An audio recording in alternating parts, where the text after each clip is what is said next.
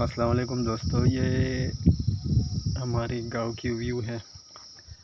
आप लोग देख सकते हैं इस वीडियो में कितनी खूबसूरत ये छोटे छोटे दरख्त और वो सामने ऊंचे ऊंचे सरसब्ज व शादाब पहाड़ आप इस वीडियो में देखें। ये हमारे गांव की खूबसूरती है, चेक करें ज़रा।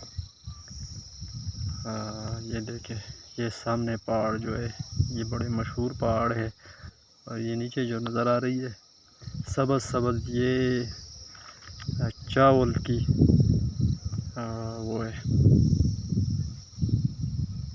चावल की काश्त। ये जो सामने पहाड़ है इसको अनोड़ा पहाड़ कहते हैं। ये बड़ा मशहूर पहाड़ है, लंबाई इसकी बहुत ज़्यादा है। इसके पिछले साइड पे छतर प्लेन आ जाता है। और ये हमारे गांव की खूबसूरती है। देखें सामने वादी शमलाई और वो सामने ऊंचे ऊंचे पहाड़ जिस पे अभी भी बर्फ़ पड़ी होगी। ये आप देख सकते हैं। ज़्यादा से ज़्यादा वीडियो को लाइक शेयर करें और कमेंट करें इस वीडियो के ऊपर, और हमारे चैनल को सब्सक्राइब ज़रूर करें। सदा खुश रहो। वसल्लम।